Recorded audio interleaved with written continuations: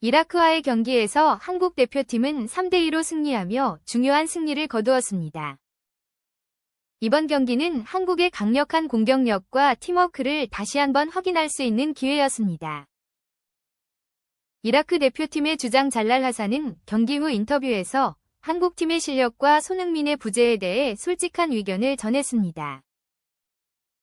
하산은 한국의 공격에 대한 경외심을 드러내면서도 손흥민이 있었다면 경기 결과가 더 큰 차이로 벌어졌을 것이라는 뉘앙스를 내비쳤습니다. 잘랄 하산은 비록 한국이 손흥민 없이 경기를 치렀지만 손흥민이라는 존재가 얼마나 큰 영향을 미치는지 강조했습니다. 그는 한국의 공격이 이라크 수비진을 흔들었고 오세훈과 오현규, 이재성의 멋진 골들이 이라크의 골문을 가볍게 뚫었다고 말했습니다. 하지만 그는 손흥민이 경기장에 있었다면 이라크가 더 큰 어려움에 직면했을 것이라고 덧붙였습니다. 손흥민이 직접 경기에 나서지 않았지만 그의 존재 자체가 상대팀에게 큰 부담이었음을 하산은 분명히 했습니다. 하산은 손흥민의 부재가 이라크가 더 큰 패배를 면할 수 있었던 하나의 이유라고 인정하는 듯한 태도를 보였습니다. 손흥민이 출전했다면 경기가 완전히 다른 양상으로 흘러갔을 것이라는 그의 발언은 아시아 언론에서도 큰 주목을 받았습니다.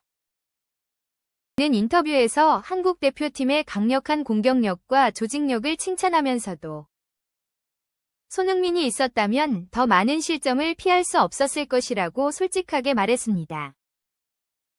경기에서 한국 대표팀은 4-2-3-1 포메이션을 사용하며 이강인, 이재성, 오세훈을 중심으로 공격을 전개했습니다.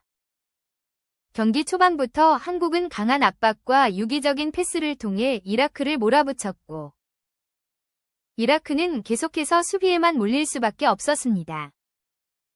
한국의 공격은 전반 41분 배준호의 오버래핑을 통해 만들어진 기회에서 오세훈의 첫 번째 골로 이어졌습니다.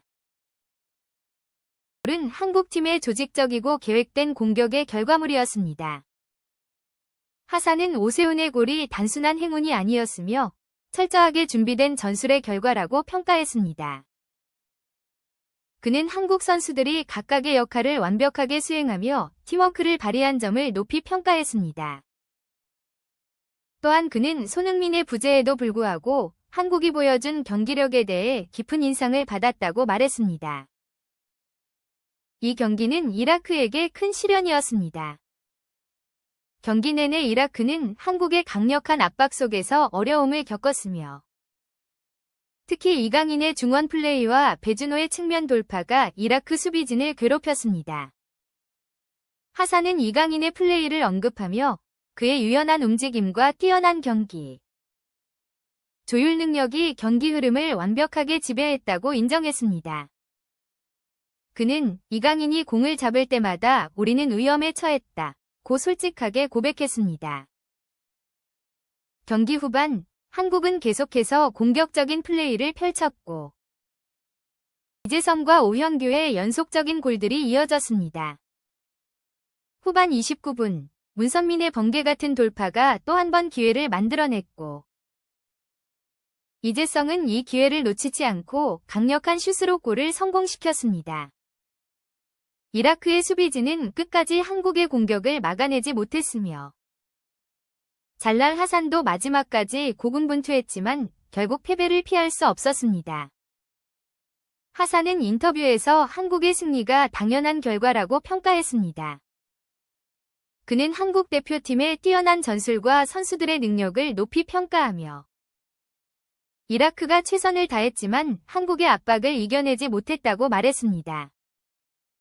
특히 손흥민의 부재에도 불구하고 한국이 보여준 경기력은 이라크에게 큰 교훈이 되었다고 덧붙였습니다. 그는 손흥민이 경기에 있었다면 득점이 더 많이 나왔을 것이라는 언급을 통해 손흥민의 존재가 경기 결과에 얼마나 큰 영향을 미칠 수 있는지를 시사했습니다. 손흥민은 단순히 뛰어난 선수일 뿐만 아니라 경기의 흐름을 바꾸는 결정적인 능력을 가진 선수로 그의 존재만으로도 상대팀에게 큰 압박감을 줄 수 있는 인물이라는 것을 하사는 분명히 했습니다. 이번 승리로 한국 대표팀은 월드컵 본선 진출에 한 발 더 다가갔습니다. 이라크는 비록 패배했지만 이 경기를 통해 한국의 강력함을 다시 한번 실감하게 되었습니다. 잘랄 하사는 한국팀이 세계적인 수준의 팀이라고 평가하며 손흥민의 복귀가 한국팀에 더 큰 변화를 가져올 것이라고 말했습니다. 그는 손흥민이 돌아오면 한국팀은 더 강력해질 것이라고 확신했습니다. 그의 인터뷰는 경기 후에도 많은 이슈를 낳았습니다. 그의 발언은 단순한 패배의 인정이 아니라 한국팀에 대한 깊은 존경심을 나타내는 동시에 손흥민이라는 슈퍼스타가 팀에 얼마나 중요한 존재인지를 재확인시켜주는 내용이었습니다. 한국팀은 이번 경기에서 손흥민 없이도 승리를 거두었지만 그의 복귀가 한국팀을 더 강력하게 만들 것이라는 것은 분명했습니다.